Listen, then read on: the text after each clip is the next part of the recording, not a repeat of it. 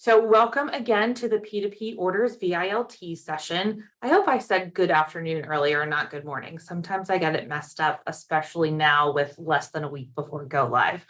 But welcome. This is the second part of your two-part training for the new EVA platform. The first part was the self-paced training that you had in the VIP LMS. And I really do think this is a nice complement to that, because not only is it live and you can talk to us and ask questions, but it also gives us the opportunity to go over some main points with you from your training, also to take a look at a demo in the platform, and finally to answer those questions that you have. So let's talk about some Zoom reminders for today. First, today's session is a webinar and not a meeting, and I mean that in Zoom terms. So what does that mean for you? It means that your cameras are turned off and that you are muted. And that's just to make sure that we don't have any unwanted interruptions during today's session, because we want to make sure that you get the most out of the session. And if you're anything like me, you might have left yourself unmuted on some virtual meetings before by accident, and it can be embarrassing. So you don't have to worry about that.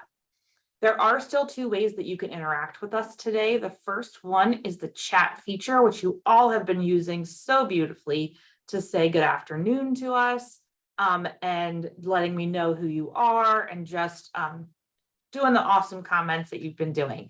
Continue to put comments in there. There's going to be a couple times where we're going to ask you to provide some feedback, and the chat feature is where you are going to want to do that. Also, we have a Q&A section. It should be related, excuse me, it should be located relatively close to your chat. And that is where you want to put any questions that you have at any point during today's session, except with one very big caveat there. So here's a little bit of a difference as far as attendance goes. We have been experiencing that some folks have Zoom aliases, which is not a problem, but because I want to make sure that you are counted as having attended, if you think you have a Zoom alias, you can normally tell by saying hello in the chat, and then you can see what your display name is. And if you're not sure, not a problem. I'm going to ask you to please put your name in the Q&A, so that way anybody that does have that Zoom alias or something other than a name that I might not recognize when I'm going through and marking attendance later, it would be most helpful if you are able to do that. And then while Greg is presenting, I will clear that out and get some people renamed, and we will make sure that you get counted. If for some reason you miss the instruction I just gave and your name doesn't show up and you get marked as absent, that's not a problem. All you have to do is send me an email and let me know that you were here. We're working on an honors system. I trust you guys to let me know if you were here or not. Also, finally, with regards to questions, I have given you the opportunity to see questions that get asked today, so that in case you have the same question, you don't ask it again. Just for from a time standpoint, we want to make sure that we are utilizing our time in the best way possible. So please pay attention to that after I clear out the Q&A of everyone's names, so that we can make sure that we use our time efficiently today. So next, we will introduce ourselves. So for those of you who are not familiar with me, my name is Sarah Lewis, and I am the P2P lead and the training lead.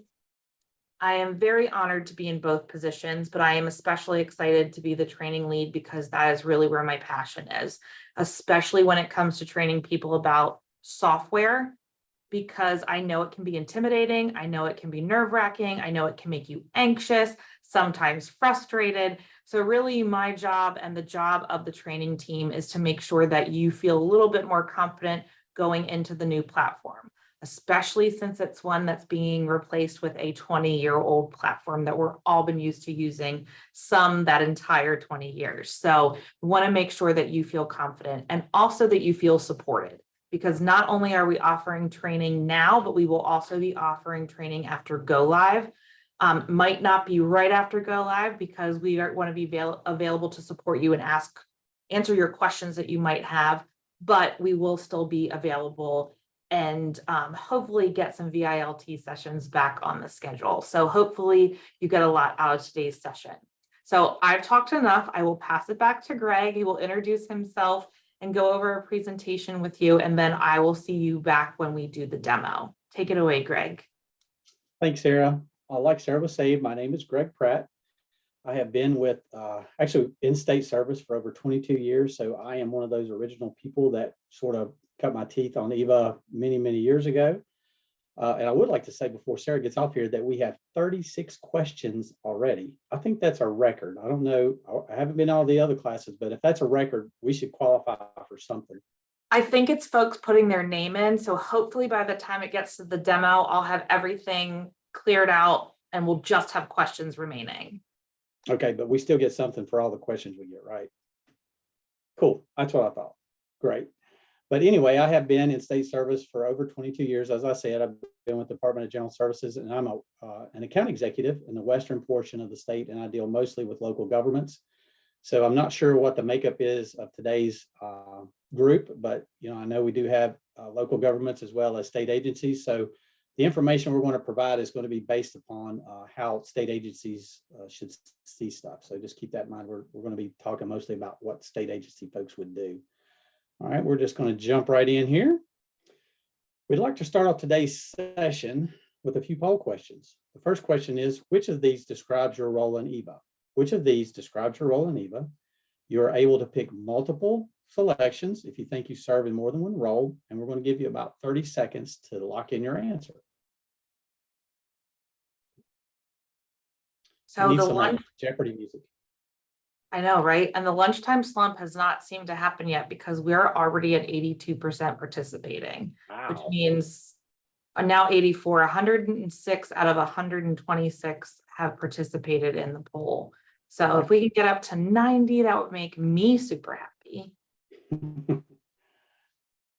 Okay, Go ahead, I'm sorry. We're sitting steady at 87%, so I'll end the poll and share the results.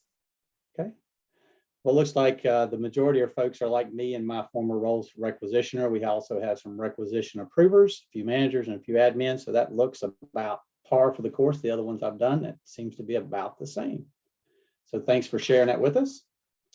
All right, we're going to jump right into a second poll question. And I think, there we go. I don't know if I moved it forward or not, Sarah. My slide seems to be hung. But the second poll question is, what is your confidence level for this topic? Keep in mind that there is no right or no wrong answer. We'd just like to see how confident you feel going into this session. And we hope you'll come out of the session with a bit more confidence. We're going to give you about 30 seconds to do that as well. Do I have to take back over sharing whenever you end the poll? Because it didn't seem like it wanted to move for me that time, Sarah. That's weird. Yeah, I was trying to move my screens around to see if I could see it, but the poll is still up. So once I end the poll and share the results, hopefully it will let you advance. Great. Okay, right, so we are at 87% again, 88. So I'll end the poll and share the results. Okay, great. Well, I don't know about many folks, but like Sarah and I have talked about in previous classes, I'm a person that I never really get to that high confidence level, no matter how much I practice or how much I study.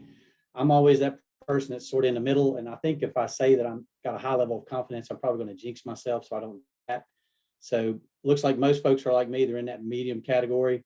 But hopefully we can shift that a little bit more towards the higher end of the scale by the time this is over this afternoon. And let's see if I can move it now, Sarah. Okay, there it is. It moved this time. There you go. Oh, yeah. And finally, we'd like to know how we can make today's session most valuable to you. What do you hope to take away from this session? Please write this in the chat feature and make sure you put it where it's visible to everyone in the Zoom chat. For example, most people might say they want to gain more knowledge. Others are saying, and probably the vast majority of people are saying that they want to be a part of the demo. So please lock that in for us in the chat feature and we will see what we've got. It looks like there's a bunch rolling through and I'm trying to keep up. Confidence, enough knowledge, get a better understanding, more knowledge, understanding, get through training. I agree with that one, get through training. How to get around a new EVA. That's definitely a good thing. What they said, that gets my vote as well. A better understanding of the process. Awesome. Just keep locking those in there. All righty. All right. This is the session for this is the session agenda for today. First, we're going to do a real quick recap of what your self-paced training was, and then we'll conduct a live demo. After that, we're going to do question and answer. And then finally, we're going to discuss the next steps. This session hopefully should run no longer than an hour, but with all the questions I'm seeing in the question and answer thing, it might run just a little bit past that, but we'll do our best to keep it within that hour. And here are the topics that we're going to be covering in our recap. These topics should look very familiar to you from your self-paced training. We will quickly review just some of the most important concepts that will help you to use the system effectively. This includes the P2P or procure to pay order process, confirming orders, change orders, receiving as well as returning an order.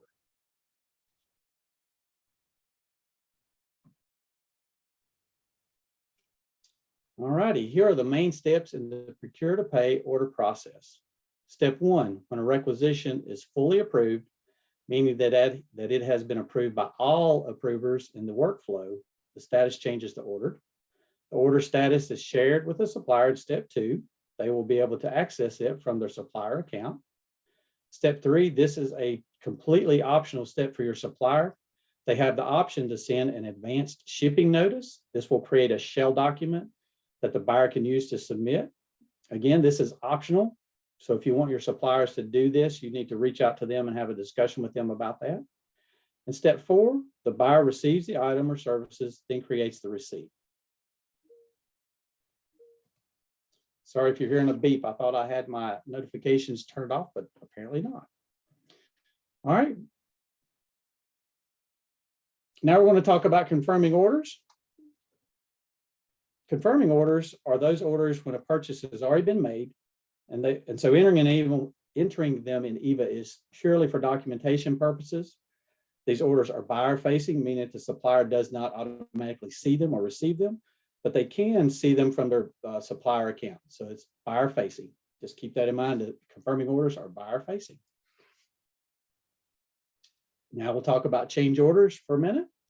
Unlike the current platform, change orders will originate from the order, not from the requisition. I'm going to say that again. Unlike in the current platform, change orders will originate in the order, not in the requisition. This is the change, so please take note of this. Another new feature of the new platform is that you will need to provide the change type. I'll bring my mouse over here, the change type down here. You'll need to provide the change type before submitting the change order.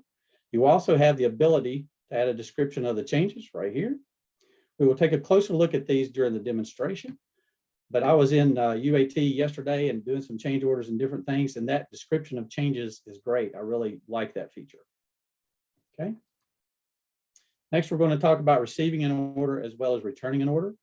The key point about receiving an order is to be used to document that you have received an item or service. You start the receiving from the order, and when returning an order, it is used to document the return of ordered items, and you start the return from the receipt. It makes sense. Just like I think I've heard Sarah say in previous classes, when you take something back to Walmart, you have to have your receipt. I stole your line, Sarah, you're in trouble now. We will demonstrate both of these, receiving an order as well as returning an order, in the demonstration. All righty, here is a quick question to get us in the right mindset before we dive into the demonstration and then drill on down to those questions I know you guys have. From this page, where would you go to view order details? Please write your answer in the chat. This is not something that was covered today, but it was covered in your self-paced training. All right, so if you'll lock your answers in your chat, let me see if I can open that up real quick. Looks like I'm seeing procurement at every response. So we have a bright bunch with us today, Sarah. And procurement is the right answer. All right. Well, I'm going to turn it over to my trusty companion, Sarah, and let her jump into the demonstration. Awesome. Thank you, Greg. And if you want to just advance the slide, if for no other reason than for everyone to see the puppy that I put in the presentation, just makes me really happy. So if you were with me on requisitions, you know, we went over creating a non-catalog order and we did it for cupcakes. So I like to keep things fun. So now we're going to do dog related items. So we're going to create a change order to increase the quantity on an order of dog biscuits. And then we are going to receive on an order of some dog beds and create that receipt in the platform. And finally, we're going to pretend like we noticed that some of those are damaged. So we need to create a return in the platform. So we'll be taking a look at each one of these. And the only thing that isn't mentioned here that we will also be going over is a confirming order. It's very easy. But since it's a confirming order, it falls under the orders VILT, and I will show you exactly where to go to do that. So I am going to start sharing my screen. So you should, Greg, can you give me a thumbs up if you're seeing my UAT environment? Awesome. Sometimes it gives like a box around it to let me know, and today it's not. It's fine. So first of all, I should let you know that my environment is on my left monitor and you guys are on my right monitor. So I promise I'm not trying to be rude if I don't look at you. I'm just very clumsy sometimes and will click on the wrong thing if I'm not paying close attention. And that's not something I want to do during a demo for you all. Secondly, I do want to let you know that I am in my administrator account for today's demo. There's a reason for that. I want to be able to take our change order through to ordered status so that I can show you a few things about what an order that has a change order on it looks like. So that is why I'm in there. If there's something that I have access to that you won't, I'll try my best to point those out during the demo. So I'd like to start out with a tip because I think that tips about the new platform are really fun and they get you in the mood for the go live date of Tuesday, November the 1st. So for those of you who were already on sessions today or have been on sessions, you know this, you're pros by now. But for those of you who are new, I still like to go over it. And that's clicking on this EVA logo at any time, no matter where you are in the platform.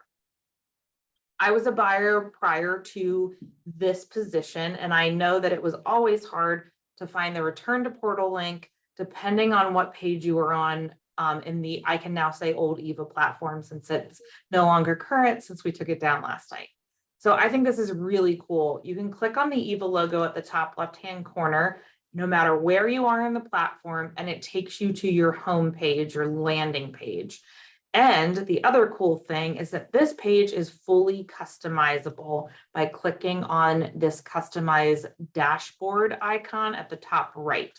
We won't go into how to do that today, but feel free to play around. I think it's really cool depending on what you want to see on your homepage when you log in. But you were all absolutely correct when Greg asked you the question about where to go to browse order details. You would go to procurement, and we are going to go to browse orders, which is under the requisitions section. That was tough to say, requisitions section. Okay, I think I got it. I've done so many of these at this point that sometimes my words just run together, so apologies. So let's take a look at the order where we want to do a change order.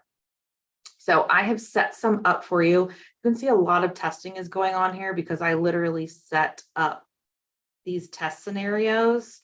Even though it says the 25th, I set them up today, just moments before starting. So you can see a lot of testing is going on in UAT. So here's this dog biscuit order that I want to do a change order on. So all you'll need to do is click on that order number and it takes you to the order screen. And you will see this change order button at the top, because remember, this is different from the way that you're used to. We are creating the change order from the order and not from the requisition. So we want to make sure that we are in the order. However, if for some reason you go to the requisition, it's not a big deal. You'll know you're in the wrong place because you won't see the change order button at the top. So just wanted to show you that. Not a big deal. You'll just know you're in the wrong place and that you need to navigate to the order. So also I want to pause here and let you know that the system has tooltips throughout. meaning when you roll your mouse over some buttons or other aspects, it lets you know what that button does. So I know that the procurement folks out there are thinking, yes, Sarah, we know what a change order is. We don't need a tooltip for that. But there are folks that are new to procurement and might not be familiar with that terminology. So I think these are going to be super helpful as we continue with the new platform. So we are going to click on the change order button. And basically what comes up is an updated, amended version of the requisition. And the first thing you see here is the box that Greg went over, which is the change order box. So we're going to go over the fields in this box and talk a little bit about them. So first of all, the first two are grayed out, so you don't have to even worry about changing them because you can't. So the first one is for a significant change request. The backend system that supports the new EVA platform is called Ivalua. And Ivalua lets you do a change order for something that is non-significant. So maybe it's changing the title of the requisition. And for that, sometimes it doesn't have to go back through the entire approval flow. However, this is not something that we will be turning on, I would probably say, until everybody, the majority of our users are comfortable with the new platform. So for right now, we are making every single change a significant change request until we have time to research the impact of that and what, if or who might be able to utilize that if they want to. So don't worry about that for now. Then we come down to the amendment number. This is also not something you can change because it's generated by the platform. This is letting me know that this is the first change on this order. If I were on the second or third change, it would show a 2 or a 3. Really just depends on what change you're on for that particular order. Then we come down to the two fields where you can fill in information. The first one is a required field. You'll know that because it's marked with a red asterisk. And the other one is optional, but we're going to talk about the importance of both. I know Greg touched on it a little bit, but now you'll get to see it in action. So first, you are required to select a change type. There are 6 different options in the dropdown, and you can select more than one. So let's say in addition to changing the quantity today, we also wanted to change some allocation information, previously known as accounting information. You can select more than one, and it removes it from the drop down as an option. So you're not having any duplication of data that's in there. But if you are only making the one change like we are today, you can absolutely just make it 1 by clicking that little X next to it. I'll do that again, just so you all can see it. To remove it as an option, you can click that X and only 1 remains. Then we come to the description of changes box. And here's another example of a tooltip. It's an eye with a little circle around it. When you roll your mouse over it, it lets you know that you need to put in here reasons for the change so approvers and suppliers can easily identify them. I'm going to take this one step further because I think this is something that it would be really great as a best practice to utilize. It's something that would be helpful for you if you are a buyer, because you are probably making a whole lot of purchase orders, and I would caution to guess that you probably don't remember the changes on every single one of those orders. So you'll be able to glance at this box and know exactly what the changes were for that order without having to do research. The same goes for your colleagues that aren't necessarily the approvers. So in case they're bringing up a purchase order and they want to see what changes have been made, and you allow them to do it, or you allow them to see it in this box, super duper helpful. Huge time saver as well. So I always make my manager whoever I'm co-training with. So I'm going to say my manager, Greg Pratt, asked me to increase the quantity from 10 to 20. And never underestimate how nerve-wracking it is to type when you know over 100 people are watching. That went way better than normally does. So we've filled in everything that we need to. And now we're going to click the save button. This is what another one of our awesome co-trainers, Tony Jordan, refers to as save early and often. Also a save to see other options platform. That's not a technical term, it's a Sarah term, but still helpful. You should be saving. It's a best practice because we want to make sure that any data is captured. So then we scroll back down And we see that all the information that was on the previous requisition is still there. So now we get to make our changes. You can see that the name of the requisition has changed to amendment request, and then today's date and whatever the PO number is. Highly recommend that you check with your procurement department if they want you to rename change orders. They might have a particular type of naming convention that they prefer to use. But for right now, for this demo, we're going to leave it as is. Because remember, the only thing that we are changing is the quantity from 10 to 20. So to edit a line item when you are doing a change order, similar to the way you're used to doing it, you click on this little pencil icon. And in case you forget what it does, again, there's a nice little tooltip there for you. So we will click on that pencil icon. And the reason you're seeing most of these boxes grayed out is because this is a catalog item. If this were a non-catalog item, you'd have a little bit more flexibility with what you can change. But this is a catalog item, so obviously we can't change things like the price or the description or the commodity. So we are going to make our quantity change from 10 to 20, and you can actually type right in that order quantity box. Another best practice is to not only save, but to save and then save and close. Why do I say that? Saving keeps you on the current page while also saving the data that you have. The reason that's important is because if there's any type of warning that the system wants you to fill in something or a blocking error, you're able to see that and stay on the page. So once I am happy that I haven't received any warnings, I can now click Save and Close. Saving and closing still saves it. It just takes you back to the previous page that you were on. So you can see now when we scroll down, that order quantity has been increased to 20, and we are ready to submit this for approval. If you have questions about approval flows, P cards, things like that, we cover all of that on the requisitions VILT, but there's also a quick reference guide available. And at the end of this session, we'll show you where those are located now that the old platform has come down. So we are going to submit for approval.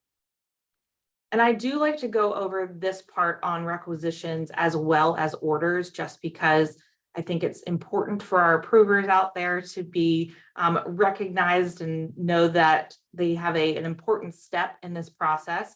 So first of all, I want to let you know that because I'm in my admin account, I see all of these buttons. If you are the requester or the buyer here, you will only see these 4 options. You will not see this approve or reject unless you are in the approval flow. So you still do have the ability to withdraw the requisition if you need to as the buyer, but you will not see these approve or reject again unless you're an approver. So now I'm talking to the approvers that we have on today's session. You will only have access to approve and reject. So when you click on the approve button, it looks like not a whole lot happens, but what happens is it takes it to the next step in the approval process. The extra step comes when you hit the reject button. It will ask you for a reason. It is a required reason because you see the red asterisk, and then you'll hit confirm. When that happens, it sends it back to the buyer to make whatever the change is. That was the reason why it was rejected, and then they can resubmit it back through the approval flow. But I'm going to click cancel because I want to show you what the new purchase order will look like. So I'm going to take this through to the approved. So you can now see that an updated purchase order has been created. How do I know it's updated? It has this -1 after it, letting me know that that is the first change order on this particular order. If you need to get back to the requisition, just like we went over in the requisitions VILT, you can absolutely do that here. Here's the other really cool thing. I'm having to scroll over really far because I have access to all of the fields that could possibly be in here. I promise you won't have to scroll over this far, but did just want to mention that as I'm going through the demo. So here's your orders amendment box. It lets you know where the order has been and then what the most current order is. Lets you know that because it's bolded. This tells you this is the most current order for this particular order. But you can see that you can see the original if needed. And then here's this description of changes box that I told you is super important because you can see just by looking at that what the change was that I made. So That takes us through the change order process. So let's dive in to receiving. So I am going to go to browse orders once again, because just like a change order, you start your receipt from the order as well.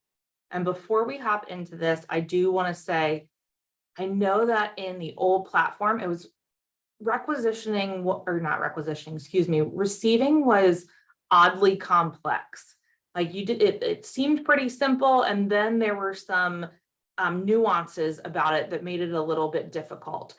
What I like about the new platform is that it separates receiving from returning, so that you're not having to worry about, okay, do I enter a negative number here? Because sometimes I would forget to make it negative, and then I over received, and then I had to unreceive and then re-receive. So I like that this platform has two totally different transactions to make sure that they stay clear as a receipt or a return. So let's hop in and I will show you what receiving looks like. I'm going to scroll down and find my dog beds training demo, clicking on that purchase order number. And the create receipt button is super duper close, right next door to the change order button. So again, you are creating that receipt from the order. So once we click on the create receipt button, a single receipt page appears. And just like a requisition, you have a little section for the header. Everything that you need is already filled out for you, but there are some options in case there are some things that you need to change. So let's talk about them. The first one is the name. If you need to change delivery of and then today's date, absolutely can do that. It really depends on how your organization or how you personally prefer to title your receipts. We also have the ability to enter a delivery reference ID number. This could be something like a packing slip number or an invoice number. It's really whatever you want to utilize it for, or whatever your organization uses it for. Then we come down to the delivery date, and this date, just like it did in the previous platform, defaults to today. But here's what I will say about that is if you are doing receiving on behalf of your organization and you receive things throughout the week, but you're only going in on Fridays to do the receiving, you want to make sure that this delivery date reflects the date that you received the order, or excuse me, the good or the service. So hopefully our accounting folks and our finance folks are out there like silently clapping that I'm going over this, because it really does affect the payment process, making sure that that date is correct. So you do have the ability to change it if needed. The location received will default to whatever organization you're a part of, so you won't need to change that. And then the supplier and the order information come over from the order, because that's where we started the requisite, or where we started the receipt from. Too many R's today. So then we have the contract box. So this item was on a contract, so that's why it's appearing here. If it wasn't, this would be left blank. As you can see, it's not a required field. So I scroll down and I see that I do have the option to include a comment or an attachment, but I'm not seeing where I can do the actual receiving. This is where I remind you that this is a save to see other options system. So if we click on the save button, let's see what happens. You can see that a lot of other options pop up, even just at the top. But remember, we want to scroll down to the line items that are part of this order to do some receiving. We are going to fully receive on this order, which means we are not going to have to make any changes. However, I still want to show you how to make those changes in case you want to partially receive. This is also a really good time to pause to let you know that iValua, again, the system that supports the new EVA platform, defaults to you wanting to receive the order in full. So if I had multiple line items on here and I only wanted to receive fully on one, you would need to make sure that you're going in and removing the full receiving of the other line items so that it doesn't default to you wanting to receive all of them. So to edit the quantity, if you wanted to do a partial receiving, all you need to do is click on the edit dog beds. It's that little pencil icon again with the tooltip, and you can change the quantity to receive. So you can change it in here to whatever you need it to be. But remember, we are receiving fully on this today, and I'm going to click save. and then save and close.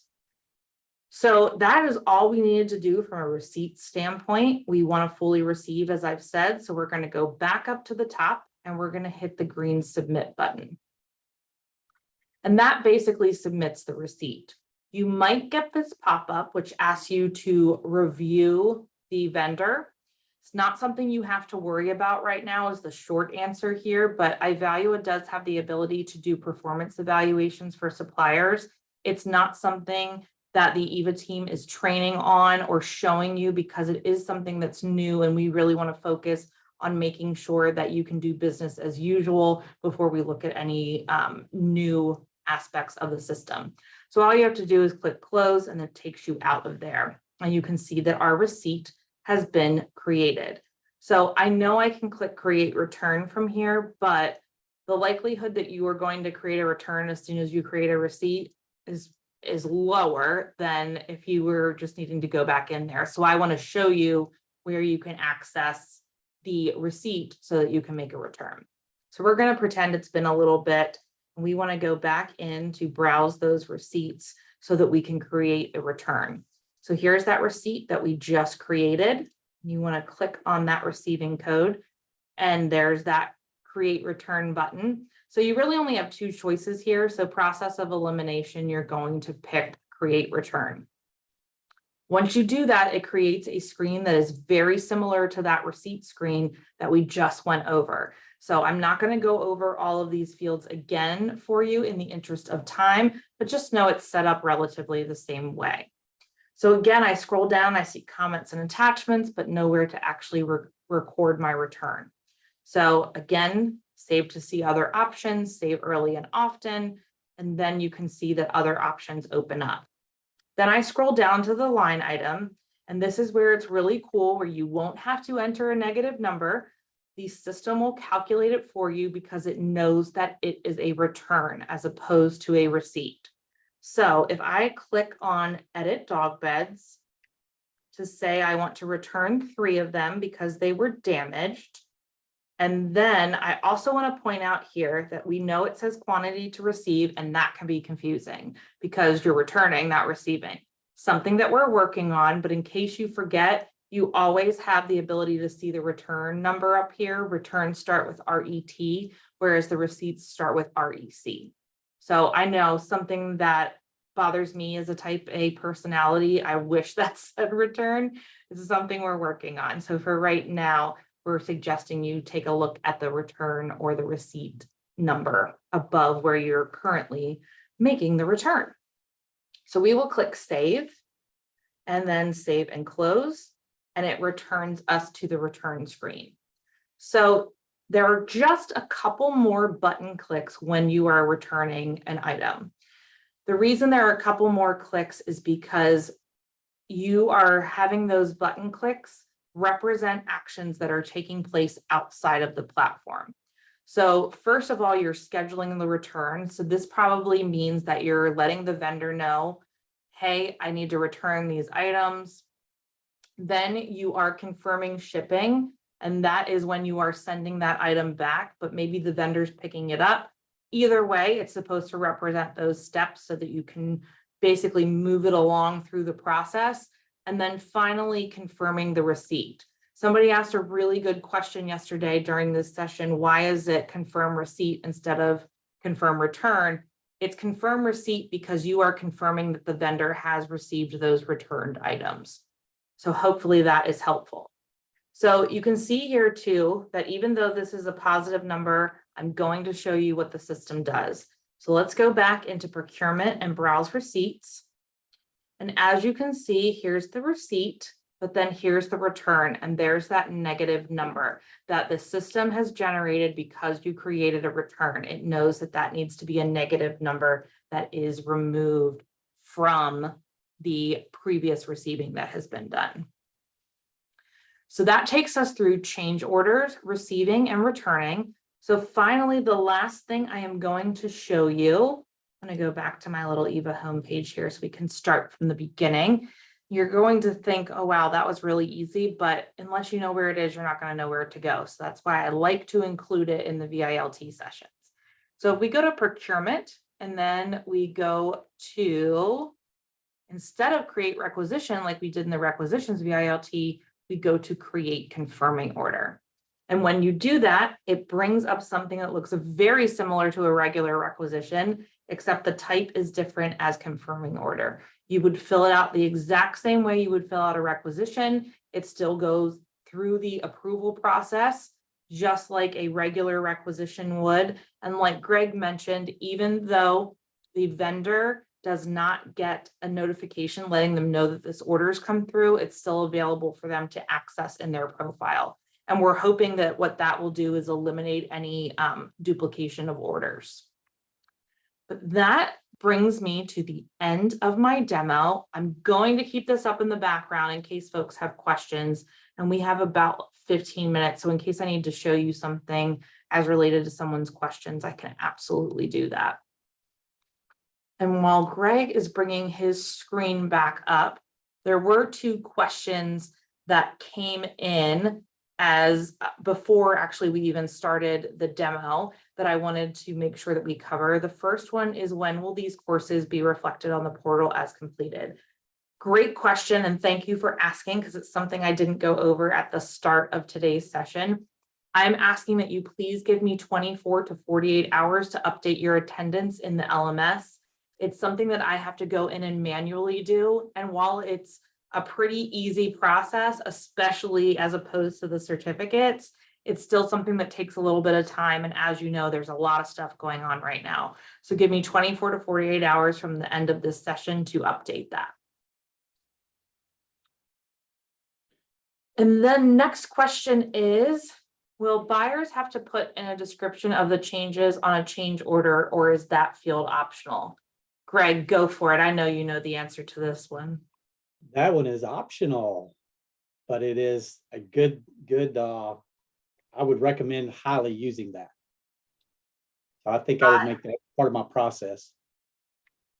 I agree. Absolutely agree. Next, we have 2 questions from the same person. And before we answer them, I do want to request that you put your name under one of the questions, because you have a Zoom alias. So I won't be able to mark you as attending unless I know your name. So the first question is, how can we reopen a received order? So unlike today, or I should say yesterday, where you're used to reopening, you're actually creating a return to reopen that order. I know that can be a little tough, but that's how it works. I know it's going to take some practice and maneuvering in the system until that you get used to that, because I know we're all used to receiving a different way. While we're scrolling down, can I jump in and say, one of the things I went through just today with one of my clients was that click to see. You know, if you're in a field and you're not seeing what you think you should see, it's not going to hurt to click that save button. And that's one thing I've learned just going through the testing and training myself is, if you don't see what you expect you should see on that field, click save first before you reach out to one of your coworkers and say, what's wrong. Because a lot of times I've done that. I've reached out to one of my cohorts and I'm like, well, you dummy, if you'd clicked on save, it pops right up. And so that's one of the first things I've had to sort of ingrain to myself, is to always click that save button and make sure I do that each time, just in case it opens up new fields or new choices for me. Absolutely. Thanks, Greg, for reiterating that, because it is super duper important. So we aren't negatively receiving when returning an item that's damaged. Correct, because there's now the ability to separate receiving from returning. You would create a return.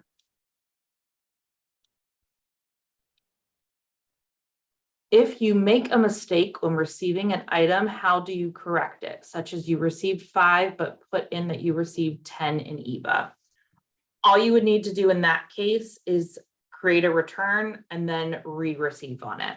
Again, it's going to take just a little bit of time for us to get used to this new process, because now we have receipts and returns.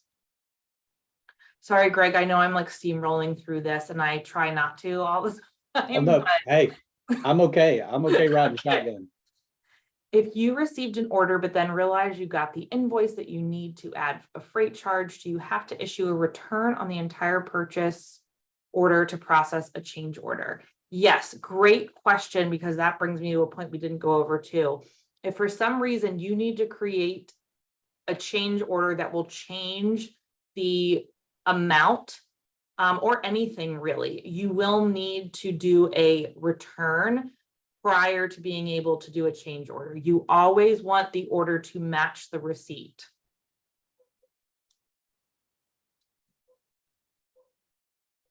If the requisition does come across and it's confirming order but was not put in as one, can the final approver change this, or does it have to go back to the person that created it to change it to confirming? So the only thing that approvers can change is allocation information. So if you are an approver, you will need to reject it and send it back to the person to make that change.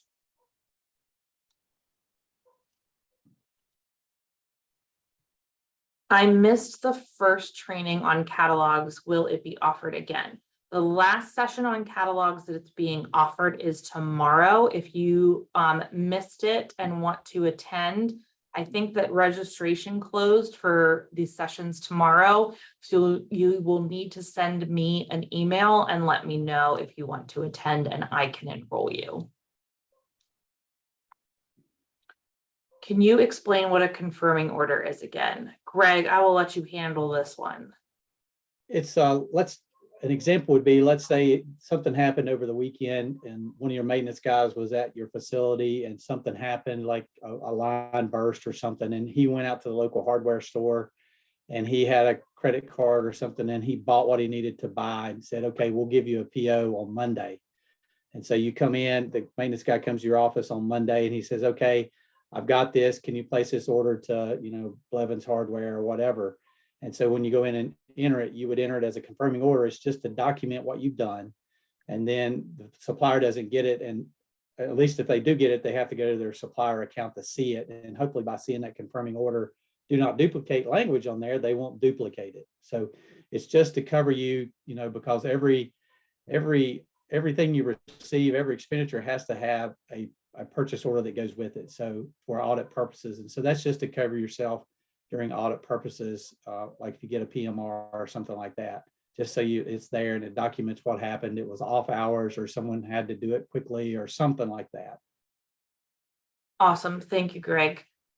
So the next question, while I'm answering your question, you also have a Zoom alias. So if you could put your name underneath your question, that would be most helpful so I can make sure that you are counted as attending. And it's, how do we handle exchanges of a damaged item? If you are making an exchange, meaning that you are still going to receive that item in one way or the other, that's not something that you would necessarily have to create a return for unless the vendor asks you to see an actual return that you created in the system. If there's that exchange of goods, it's still going to be the same amount unless the actual item is different, which means you should be creating a change order. Can we partially receive still? Absolutely.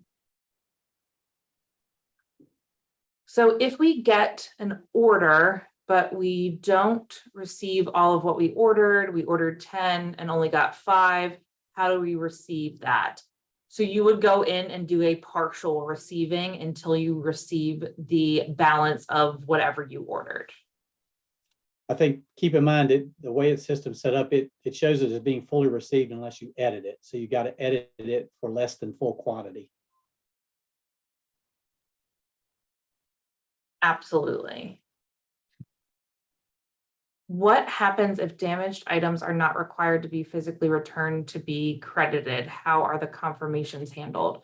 So if it's not required that you physically return them to be credited, that's not something that you would need to put in the system or do a return for. Some vendors do that, like maybe it's a box of pencils that was the wrong one and they're like, you don't need to send it back. We're going to just send you the correct one. Again, as long as that order is matching whatever the receipt is for and the amounts are the same, you're good to go. Oh, and also thank you for putting in your name for the Zoom alias folks. Thank you. Also, another person putting it in just to make sure. Okay.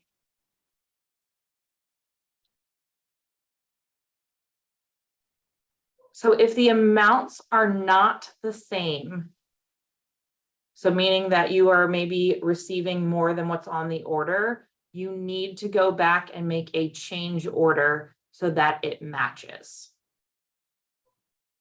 And then you do the receiving. How can we access these recorded sessions? So the recorded sessions will be available starting next week sometime. So this is the second to the last one that we're recording. We're recording requisitions tomorrow, and there will be one recording for each topic. So catalogs, requisitions, orders, there are 5, sourcing and contracts. So there'll be one for each. So you'll be able to access those, and we'll be sending out information about how you can access them, but they'll most likely be in the LMS.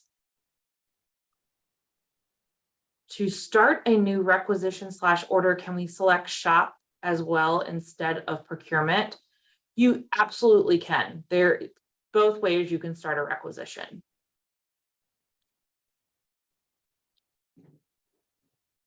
I was in the 11 a.m. meeting, but I don't know if my name shows as an alias. It looks like your name does show, Donna, so I will make sure that you get counted. And if for some reason you aren't, like I said, just shoot me an email. It's an easy fix for me.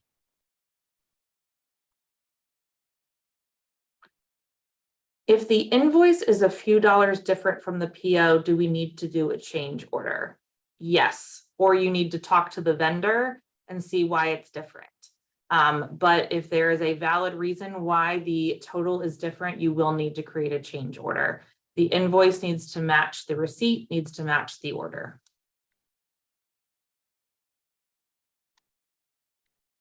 Awesome, getting some support here from your fellow attendees. Great questions. Yeah, those are all awesome, man. You guys are on point today. So with Here, I 5, thought they'd be drowsy after lunch. I know, normally, sometimes it's hard after lunch. So let's, we have one more pop up. When we receive trucks from VDC, if we don't get something in that we ordered, they just zero it out. They do not back order. So how do I receive that? Do I do a change order and then receive it? So if you don't get something that you ordered and you're not going to get it, then you will need to do a change order. Will the vendor receive the change orders? Yes, they will receive change orders. Great questions. Okay, let's hop into the last poll question with 4 minutes left, which is, do you feel ready to use this functionality? So kind of a follow-up to one of Greg's first poll questions, whether you feel confident. Like Greg, I'm always going to put myself in the I need practice section. I feel like I can always do some type of practice. I think practice makes perfect. Or finally, do you need to review resources? There is no right or wrong answer here. This is a 20-year-old system that's being replaced. So if you are confident, that's awesome. If you need to review resources, that's fine too. Or if you're in the middle, that works as well. So we are almost at 75% over that now. May have lost just a few folks, understandable, it's after lunch, but okay, awesome, up over 80. So we will end the poll and share the results for you. So as you can see, a lot of you, like Greg and I, are in that middle group, which is totally fine. But again, no right or wrong answer here when it comes to your confidence level. We're really just trying to make sure that hopefully you came out of this session a little bit more confident. So I'm going to stop sharing, and the last slide for today is talking about next steps. And I probably should have updated this before today's session because the last 3 really don't apply right now because we've taken down the site. But first, there is a session evaluation survey that will pop up after today's session. Please make sure that you fill that out. It lets us know as a training team what we're doing well and what we can improve upon. And also review your self-paced training if needed. It's always available to you in the learning management system. Greg, I'm going to share my screen one more time, if that's okay with you, so Fine that by I me. can show these folks where they can get some information in the meantime until the new platform comes up on Tuesday. So if you go to the EVA homepage, you will see this lovely little under construction with some hard hats and some safety cones. And you have two options: new buyer platform training for new platform training for buyers or suppliers. You click on the buyers ones, it takes you to all of our quick reference guides that we have available. We have one on orders and we have one on receiving and returning, in addition to a lot of other information. So I wanted to show you that because it's a little bit different than what you might be used to recently.